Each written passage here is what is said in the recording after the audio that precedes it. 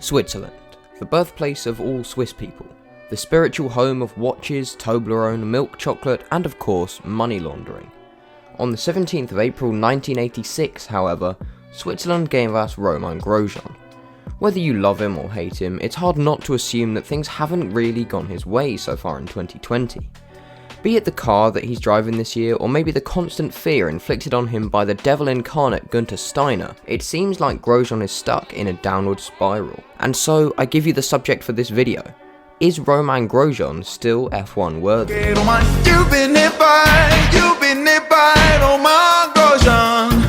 To gauge whether Romain Grosjean is still F1 worthy, we must first take a look at his junior career, and as with literally every F1 driver to race since the birth of Jesus, he started his career in karting. He raced in karts for 3 years before graduating into open wheelers in 2003. In that year, he won all 10 rounds of the Formula Lista Junior Series, so he had a reputation to live up to when he graduated into Formula Renault in 2004. Unfortunately for Grosjean, his 2004 campaign was nothing to write home about. He finished a humble 7th in the French Formula Renault Championship and 14th in the Formula Renault 2000 Euro Cup, behind legendary drivers such as Pastor Maldonado and Scott Speed. Romain Grosjean carried on this way for a couple more years, winning the occasional bit of silverware, but he hardly showed the world that he was F1 material. Renault, on the other hand, saw young Grosjean as the motorsport equivalent of Jesus. Okay, maybe that's a bit of an exaggeration, but they were willing to give him a go in 2009, where he took part in 7 races where he didn't finish higher than 13th, while his teammate Alonso was out there consistently scoring points and even picking up a lucky podium. While it may have been harsh to compare a rookie to a 2-time world champion such as Alonso, Renault soon realised that their young prodigy wasn't quite as good as they originally thought he was, and duly gave him the sack. The following year was spent languishing towards the back of the grid in any kind of high-level motorsport, including a DNF while competing in the 24 Hours of Le Mans and a championship position of 14th in the GP2 series. So, we're 8 years into Grosjean's career and he's picked up a decent collection of bad results, as well as a handful of standout seasons. Could 2011 put an end to this run of average results? You're probably expecting me to say no here, but incredibly, Romain Grosjean finally managed to get his act together, winning both the GP2 World Series and the GP2 Asia Series, as well as running in F1 for his second stint as a test driver, but this time for the Lotus team, except due to several events which happened in the previous 2 years, this was the same team he'd driven for earlier in his career. Things were finally looking up for the Frenchman, and this paid dividend when 2012 came around. Grosjean had finally shown to the world that he was F1 worthy, and therefore Lotus decided to take a punt and sign him to drive alongside Kimi Raikkonen for the season. Raikkonen finished a respectable 3rd in the championship that year, taking a win and several podiums, whereas Grosjean finished a distant 8th with a handful of podiums and no wins to his name. And now, let me tell you a little bit about the sport he'd entered. It's one where 20 drivers risked their lives just for the sake of entertainment and winning trophies. And that's all well and good, but what happens when someone puts other people's lives in danger? Obviously, this driver should be heavily penalised and maybe even banned from racing. That's exactly what happened to Romain Grosjean in just his 19th race in Formula 1. This tiny lapse of judgment led to a pile-up so big even Taki Inoue would be pinching himself in disbelief.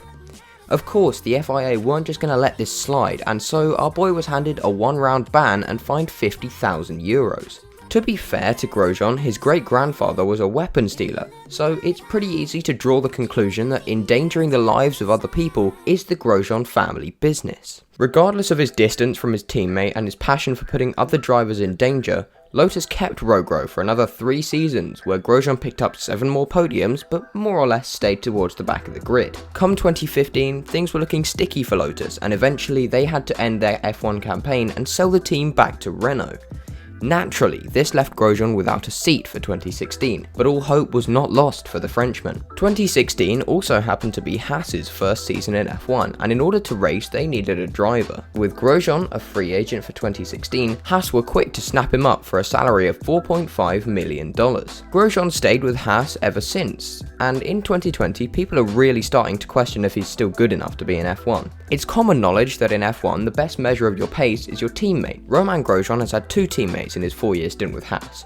Current Mercedes test driver and F1's resident punchbag, Esteban Gutierrez, and full-time professional Viking Kevin Magnussen. Now, we should mention that even though Gutierrez was fairly unlucky in his F1 career, he was hardly a future world champion. Naturally, Romain Grosjean outscored him in 2016, but that's not exactly hard when Gutierrez was too busy getting caught up in arguments with the top drivers to focus on actually driving the car. The following year, Grosjean outscored Kevin Magnussen 28 points to 19, but it was from here that things started to go a bit wonky.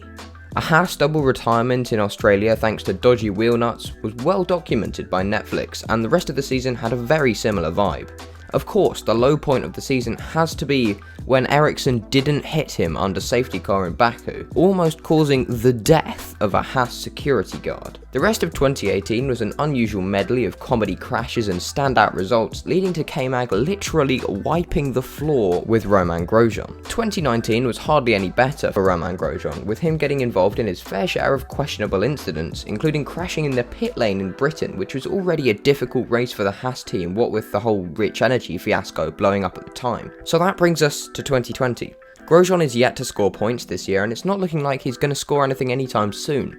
So is he really good enough to be an F1 driver? Well, it's hardly a secret that F1 isn't just about results, and money plays a huge part in the career of an F1 driver. So does that mean that Rogro is safe?